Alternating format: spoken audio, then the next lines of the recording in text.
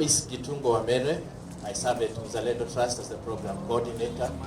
So we are moving to the next session, which will just build up on what we've had, which is a session on lived realities as a consequence of high public debt and corruption. And we shall be focusing on informal traders and the digital sector. So to discuss that, my panelists will just help us to trigger conversations, because lived realities, we have all lived the realities of high public debt, corruption, inflation, and poor economic policies.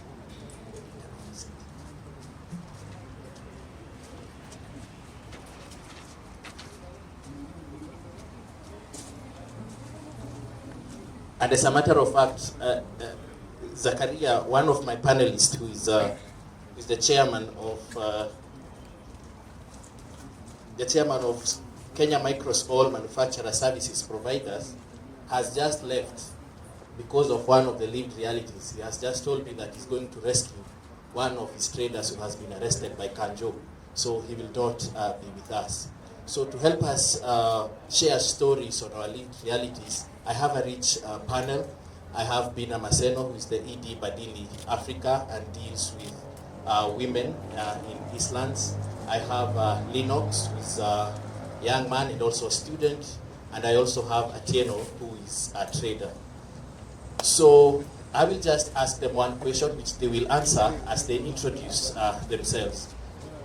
So we know that at this particular moment, our debt is at 11.2 trillion. And maybe to reflect on that and relate it to our lives, our everyday lives, do you think that our lives have become better? Also your lives as small traders, lives of the communities, of the people that you work with, have become better as a consequence of our public debt? So we start at that end. You introduce yourself as you answer that question. Do you have any other mic?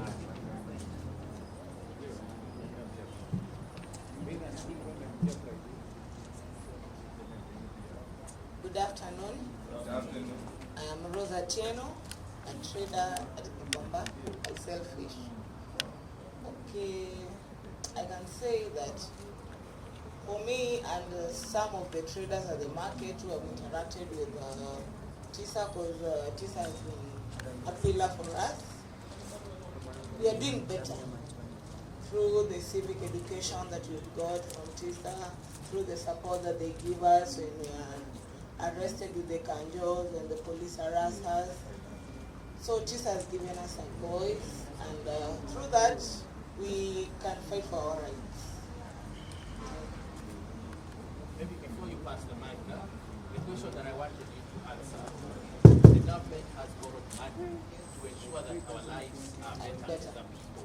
But do you think the government is providing services that they have promised? Do you think, as a consequence of that debt, our lives are better now, and your lives, whether your business environment is better at the moment, as a consequence of government policy? Okay, I can say the government is not delivering for us traders. At the market, particularly Komba, I can say, we have waste that's not being collected, which brings air pollution. One, it's not a conducive environment when the waste are not collected. We don't have proper working areas. Okay, well, that's true. We don't have electricity, which is supposed to be part of the services that we get from the counties after paying our levies. We also don't get water. In Gikomba, for instance, we have a borehole that's not working. And it's not working whereas it's supposed to be working for us. We deal with food, and when we don't have water, that's a menace. I can say that. Okay, services that we are not getting from the government. Another one is the government itself is not working on its cartels, because the biggest problem in the market are the cartels. If the government can work on eradicating the cartels, maybe for them and us, we can get proper services, because the money that we are paying, the levies, will go to them and they'll give us back the services. There I can say maybe there's a miscommunication between the cartels and the government. They don't want to do away with the cartels so that they can deliver the services from the levies that we pay. So, in a nutshell, you're yet to feel the government. We are not feeling the government. Yes. Thank you. So, as we move to Lennox, who is also a student and a youth in this country, so as students, do you think your lives are better now due to government borrowing? Do you feel the 11.2 trillion from where you sit? Oh yes, thank you very much. Monyango Lennox Ndeda, as you have stated, engineer, physicist, and aerospace scientist. So just to give a feedback and an approach to your most graduate interrogation towards me, I must admit two things. Number one, we cannot say the government is entirely bad. Number two, we cannot say entirely good. So there's what we call an equilibrium phenomenon. So the equilibrium that is arising here is the fact that when you do a seesaw, between the, you people know a seesaw, or you went to group of schools, this one, somebody who is heavier start there when you're lighter, and then you start jumping. That's what we call a seesaw. So you realize that in a seesaw, the wicked part, what we call a cone, is heavier than the pro part. That is the cascades of the scenario. So as a student, I realize that if I'm going to do very quick historical check, you realize that we are doing bad. Why am I saying so? Formally, right, myself, a senior engineering student, yes, qualified. You realize that some time back when my father was studying at Kenyatta University Polytechnic College, 1984, he was studying education. He managed to build for my grandfather a house, Mabati. Number two, he managed to support dowry for some of his elder brothers because he was the last born. You can imagine the scenario. Right now, myself, who is an engineering student, the only thing I can give my parents is more debt. Get the status quo. It is so sad. So if you're just going to do a rhythmic survey of what is happening, you realize that we are doing very bad. Number two, just academia, before I venture to youth in the next 30 seconds. We go to school so that we can get motivated to continue and change the society. Just the other day from my institution, the lecturers have been striking carelessly and casually. Yes, for 4 months, to an extent that we are now just approaching, students just went to strike so that they can do exams, to get the narrative, because they have studied for themselves. So if a professor in a country is striking because of lack of payment, basic allowances, some of them have even worked and retired, no pension remittances. You get the narrative. How can a student here, like this engineering student known as Tony Blair, be encouraged that after his engineering degree is going to be doing very well?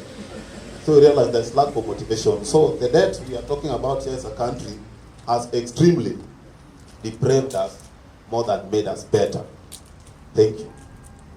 Thank you, Lennox. And from your seesaw analogy, you say the bad outweighs the good.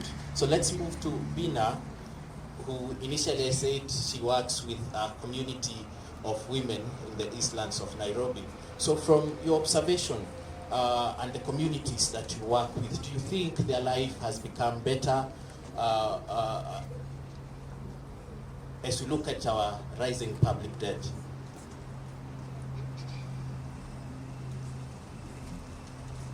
Hi everyone, how are you? Please give your neighbor a high five, because some of us don't even know the people we are sitting next to. My name is Bina Maseno from Banihi Africa, as Gitungo has said, and I think Gitungo, as I addressed that particular question, we also know that the fact that we are also paying so much on debt is because we also lost so much resource on corruption. And since I sat here in the morning, we've spoken about the lost resources. You know, when you talk about corruption, we're talking about billions lost, projects stalled, budgets misused.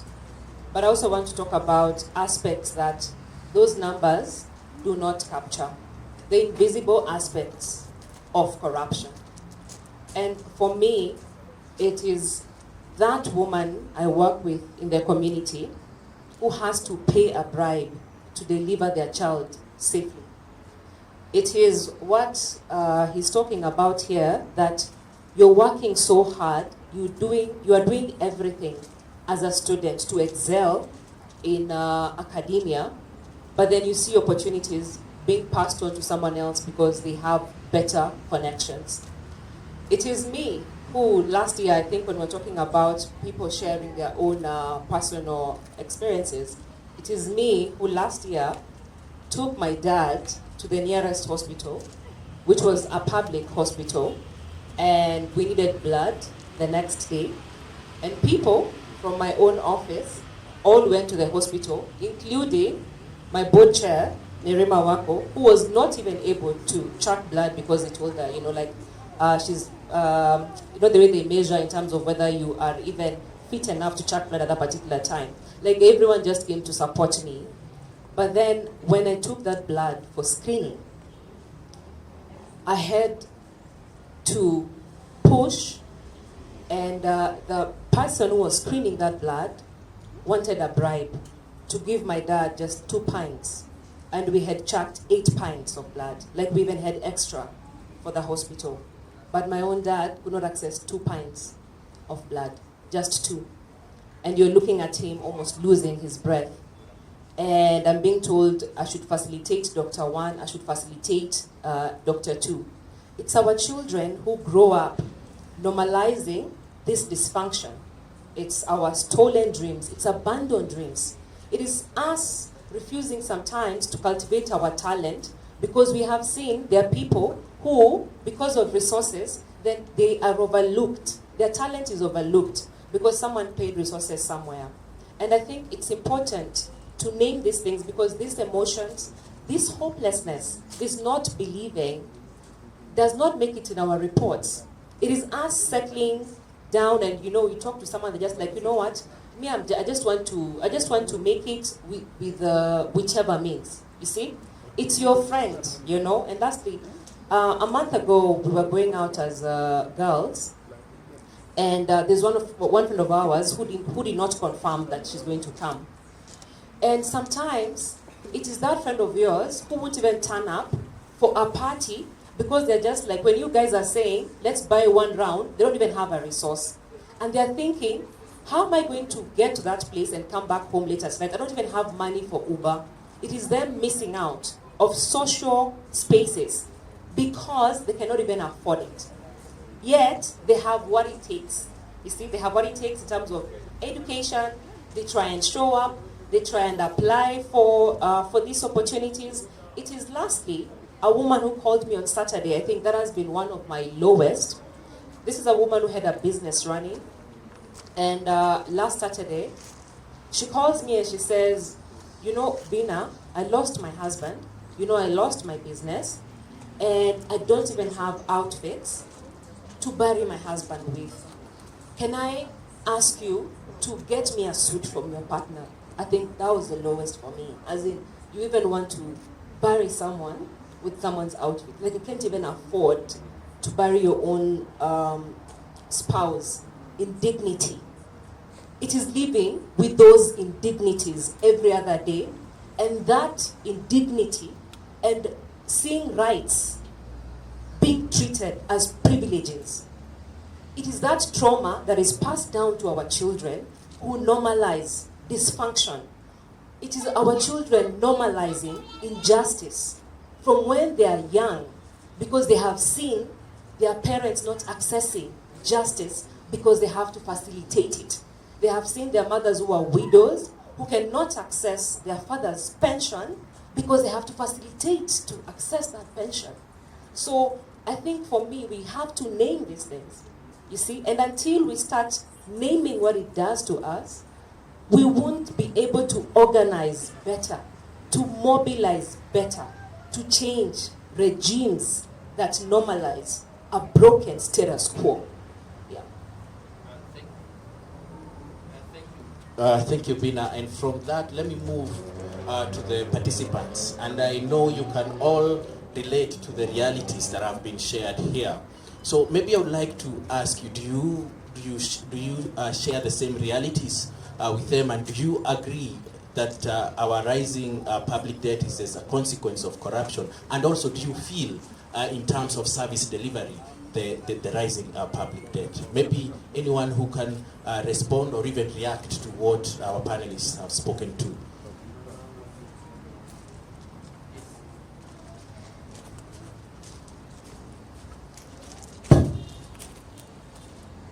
Well, I was not going to speak. Yes to all your questions, yes to all of them. But I remembered something that I also saw online and myself what I've been feeling. Sometimes we interact with the end of line, like the way she interacted, the widow can't, even the girl who can't go out with friends. Yeah, been there too. And you feel like you're at the end of the clip. And then you wonder, why am I a Kenyan? Why was I born a Kenyan? I think I shouldn't have been born a Kenyan. I don't love my country anymore. Somebody online said they're teetering on abandoning patriotism. Ile as Moi, we used to speak, to do the patrology, the pledge to be patriotic to Kenya. If it is not for that, I'm telling you, millennials and down will still not, they are holding on a string on this patriotism thing. Whether you love Kenya anymore, whether you feel like you're an alien in your own country, whether you should abandon and take a visa and go, applying green cards, we are applying in a mass. It's not only about opportunities abroad. It's because we have to live this thing called Kenya. And even me, myself, I've been feeling like, it's like we're living in a simulation. It's like Kenya is no more living. And even somebody else said that Kenya is no more very foreign. It's not the foreign that was there in the 90s and below. It's foreign in that now foreigners own Kenya more than we do. There are apartments you can't live because we are of Kenya. How can that be? There are residential areas, estates that you can't live because you are Kenyan. Every day we hear those stories. The other day it was Parklands, Westlands. The other day it was I don't know where. Everything. When I step out, I see more foreigners. You know, it is not like it was before. And you now feel like I'm just a statistic. I'm just almost nothing in this Kenyan of ours. It's gone. Kenya ishauzwa, those things you say online. And when they start sticking to the mind, I think Kenya is going to go forever. Yeah, thank you. Thank you. There was a hand here.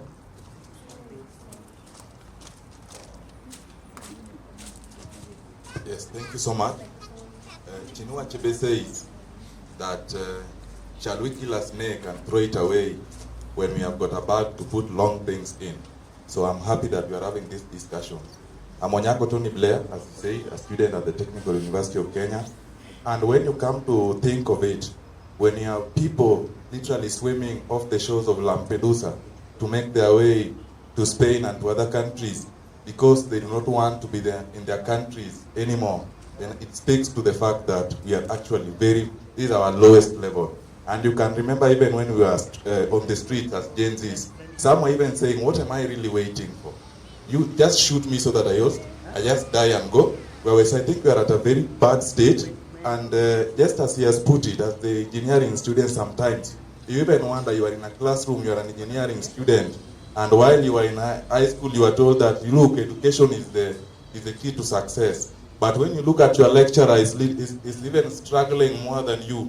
There's a time at TUK we were on strike, and I was saying that the lecturer is poor, the student is poor, now the difference is just the content, you see. So that is how bad it has become. We are in a country whereby a politician is respected more than a professor. You can imagine. So I think this is a point of reflection. And as Gen Zs, we really need to, as Kenyans, we really need not to lose the momentum that we had. Because that kind of rage that I saw on the 25th, it really cornered the politicians to the extent that they were now very humble, you see. But slowly I think we are backpedaling again to where we are previously. So I think first of all would be to appreciate the kind of collaboration I'm seeing here. This is not the first event I'm attending here, TISA, Oko, Chumi, and even the Transparency International. So So I'm also appreciating the kind of collaboration we are seeing with these institutions. So we need to see more of this, and now we need to take these discussions from these boardrooms now to the ground pale chini, so that then we come to a realization of the vision we had on the 25th. Thank you so much. Thank you, Tony Blair. Hello everyone, I'm Otieno Eric. First of all, I just want to appreciate the fact that we are having this conversation now. Actually, it becomes good news to the general public that actually such conversations then can be held, and we hope that the outcome out of every effort then will be realized. But just from my end, I'll do an interconnection between the level of corruption and actually the outcome of education in terms of the quality that we produce. Basically, education meant to produce problem solvers, okay? And one of the key problems that we face currently is the issue of unemployment that is so good. And actually, if you look at it, it trickles down back to the debt that we repay and the loopholes of corruption. So this is just a level of concern that I always battle with almost every day. Annually, you can see the number of graduates that we produce in Kenya is over 50,000. That is on annual basis. Technically, these are supposed to be problem solvers, okay? So then that also begs the question, if we produce these 50,000 over to the economic environment, then we see concurrently the level of unemployment also growing at equal measure. Then what quality of education do we feed our problem solvers? Okay? Which quality or what level of quality do we produce? Take basic example from the angle of research. Okay? Actually, when you look at developed economies, you will realize that what drives the economy and the revenue basket altogether is the issue of research and development. So, if only the level of corruption were low, then that means even the undergraduate research that then are being conducted at the community level. Most of these research and projects are being conducted at the community level, be it the undergrads, be it the one postgraduate. But then you ask yourself, how many of these findings find themselves to the same community that this data is being collected? Then you ask yourself then, what then will drive the aspect of innovation? Then what will increase our economic magnitude as far as our graduates and our our academic system is concerned? So I feel like there is a direct effect of corruption in the academic angle, and if only that could be realized early, then we direct positive energy towards actually holding these duty bearers accountable in terms of ensuring that we give our graduates quality education, and also we hold the government accountable in terms of implementing some of these innovative research programs that we find in our higher learning institution. I believe we would, to an extent, solve part of it, of course not all, because our problem of corruption is more of systemic than a person at the end of the day. Thank you. Oh, well, thank you so much. Yes, can have Leonard speaking to the issue. Thank you. Since this is a question of lived experiences, and I had mentioned that issue of dignity, I think you've also raised it. It's, when you think of dignity, it's down to those micro issues, because I've listened to these two gentlemen at 2, and this is a story I normally tell people, that I quit teaching at 2 because a student tried to bribe me for exams. For me, I wasn't really angry at him. He was trying his best or whatever. But it's the fact that maybe pia mimi nilikuwa nimeparara hivyo, and I'm supposed to be an authority figure. I'm supposed to be guiding, but he has just sized me up and said, this one, and give me an example. It is down to that level. Yeah, put me on a seesaw, like the engineer. Second, Kenyans really, and this is why I like this thing of Salimiana. I'm not urging for chaos. I'm not saying, I just want, you have to have that direct connection with your representative. For me, last year, I lost 2 friends.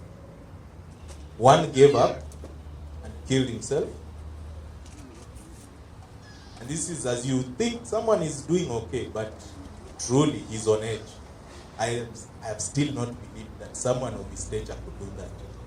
And secondly, a high school colleague got shot at Parliament just a few days before he took a trip for some tech job in Germany. He was one of those frontliners. To me, it still doesn't make sense. I'm an average student who just works hard. Him, he was that clever guy. He was going to Germany to do great things and come back and do great things for his family.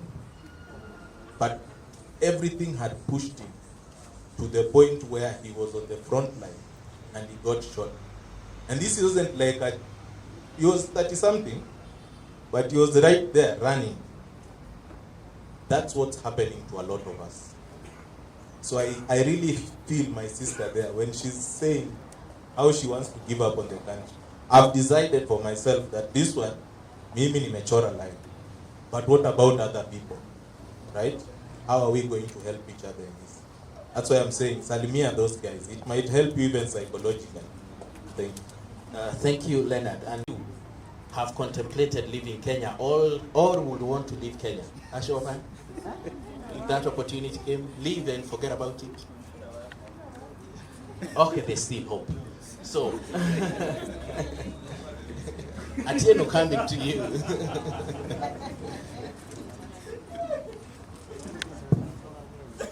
Well, coming to you, I want to ask you a question. And now this is a practical one, a solution-oriented one. If you are sitting as a policy maker today, or maybe the seat where, or as a president of this country today, what would you do differently to change the lives of traders in Gekomba? I'd say I'll do away with all the loopholes where corruption happens. Because corruption is the backbone of all the stall projects, the things that we don't get as traders, it's because of corruption. As a president, put people who are fit for that job. Don't just give someone a position as a, let's say, a trade CS or a trade PS who knows nothing about trade. Don't give someone a docket of agriculture if he's not even qualified to be a farmer or anything to do. He doesn't have any input on the agricultural sector. So the best thing I'll do as a president, look for the right people for that job. We have people who are really qualified, who can do great things for our country. So just pick them from where they are, because as a president, we have intel and you know who to pick the right people for the job and deliver. Yes. Thank you. And because we may not have another opportunity to speak, please give your parting shot. Okay, my parting shot is as trader and as a Kenyan, I would love for us to do things differently. And the first thing that you can do differently is vote all the wrong politicians out. Voting them out gives us power, gives us a good feeling that we are doing something right for our country.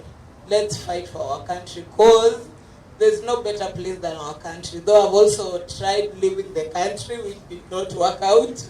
But I think I was born a Kenyan with a reason. So God wanted me to be here. I'm going to be here to fight for it till the end. Thank you, Atieno. And before I move to Linux, do you think that the politicians who are in parliament, in state house, in county assemblies are a reflection of us? Because it is us who voted for them. Do you think they are a reflection of us? Think about that. Linux, as a parting shot and also a final question, if you are given an opportunity to shape, to think and give policies that will change the lives of young people in this country and the education system in this country, what will you do differently? Yes, thank you very much. That is very compelling. If I become the president of this country, of course, I'll be very flamboyant in this state right now. Number one, I will do away with what I call, as an engineer, just to be very much a bit technical. I'll do away with what you call because you realize in the country, we are lacking jobs because of lack of industrialization and limited production. That's the main reason why we don't have jobs in this country.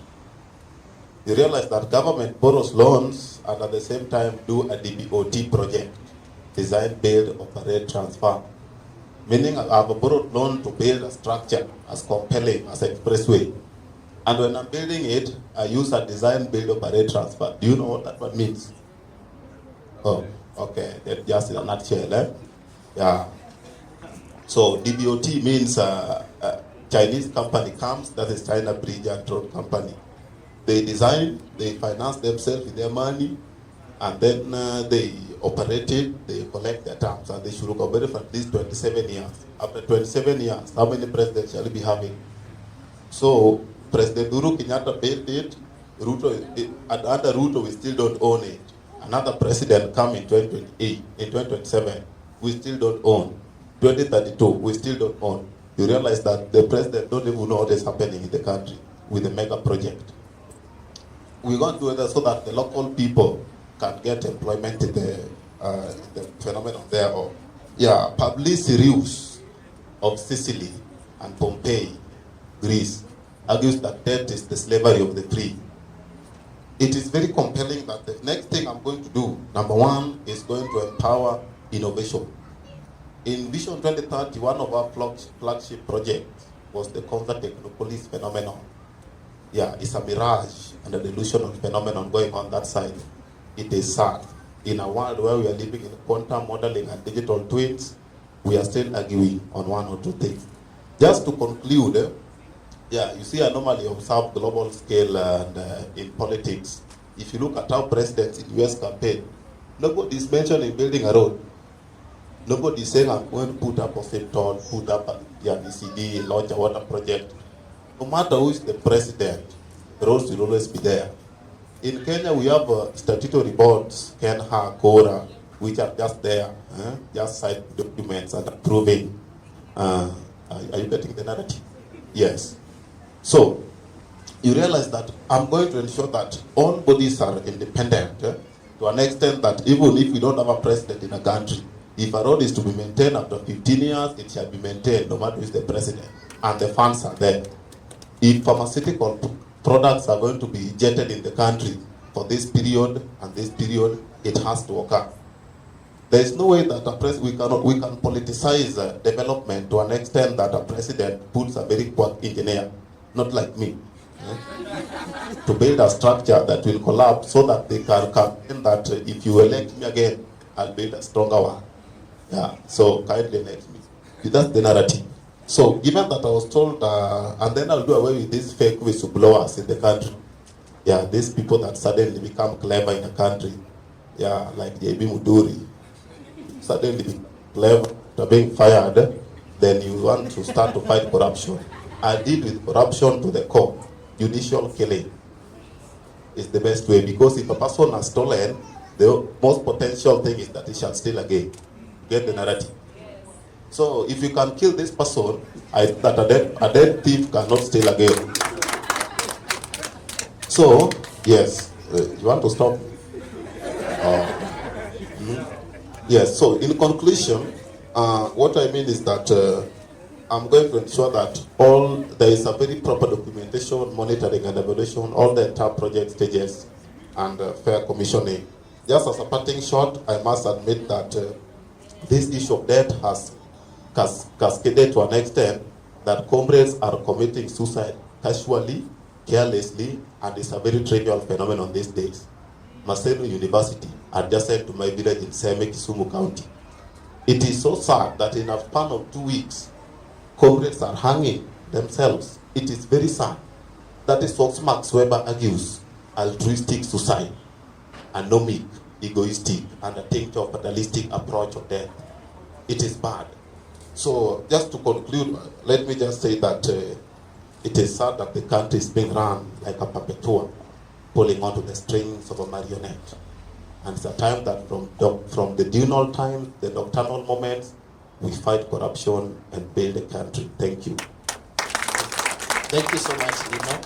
The gist of his argument is about depersonalizing politics and institutions and strengthening institutions. So even if you elect a buffoon to be a president, the state is timeless. Everything will go on. So Bina, as you conclude, the same question, the community of people that you work with, the women, the traders, and the business that they do, if you are given that opportunity to change their lives through policy, what would you do differently? So I'm still laughing at that judicial killing, because people can still when they're dead and all that. But anyway, I think I'll be brief because my fellow panelists have already alluded to some of the points. But I think personally, I'd be very intentional on policies that also guarantee access to universal basic rights. When you talk about affordable healthcare, when you talk about quality education, when you talk about accessible, whether it is transport services, water, good sanitation, because these are the things that really put a strain on citizens when it comes to the financial and emotional burden. Because, for instance, as Badili Africa, we are known for working with chamas and, of course, in learning institutions. But you find that our own mothers are in 4 or 5 chamas to be able to take care of basic needs. So why are you actually pulling money from 4 chamas to pay to a private school? Why are you pulling money in 4, 5 chamas to take someone to a private hospital? So I think it's to begin to look at leadership that works for you, that you don't even have to borrow from your social safety nets at the local level to be able to access rights that now have become privileges. So I think that also coupled with policies around social protection. I think even when I hear the government talking about reducing the retirement age, we have a big number that is growing for the elderly. Not all of our parents have even pension. You see, some of our mothers, our fathers are actually just business people. Hawana pension. So, and hizi si zile siku za akimaliza na kuja kuishi na wewe. Engineer already told us that he doesn't have much to offer his parents right now than what? A model. Was it? Oh, more debt. Yeah? That more debt. That's what he said, that I don't have anything else to offer my parents than more debt. Yeah? So these are not those days where your parent would comfortably say, I know I've sold my shamba, you're going to take care of me. So even as they are aging, how are we ensuring that we have quality reforms when it comes to social protection? Some of them even have to bribe to get the 2,000 that they need. And I think lastly for me is access to justice. For me, that is so important because we should not live in a country where the perception is justice is for the rich and the powerful. We should not live in a country where we are growing up normalizing dysfunction.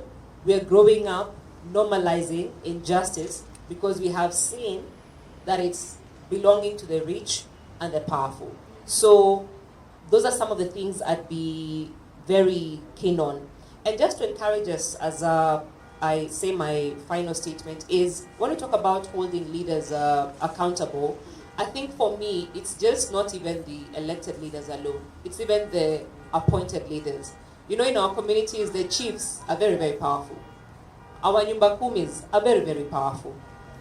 the opportunities when a leader is already elected.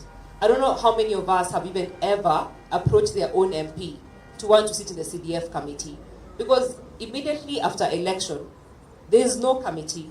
The MP has to put a committee together. You see, these are some of the spaces we've tried to even just push the people in the community to be like, no, you need to sit in that CDF committee that is going to decide how the funds are going to be spent. I attend Nyumba Kumi elections because I saw how the Nyumba Kumi people can be a barrier to just accessing justice when someone has been violated. I attend most of these elections, and sometimes people don't even run to be a Nyumba Kumi chairperson who works together with the chief, who works together with the DO. So there are still spaces of influence, and that is not just limited to running for office. So yeah, I'm hoping that we can be active citizens within the different spheres we are in. Thanks so much. Thank you so much. And because of time, we have come to an end of this discussion, but that does not mean we stop conversing. We can continue with these conversations in our own spaces, even when you're having lunch in your Twitter, Facebook, and wherever space that you usually congregate at. So kindly give a round of applause to my very informed panel. And also clap for yourself for being interactive and listening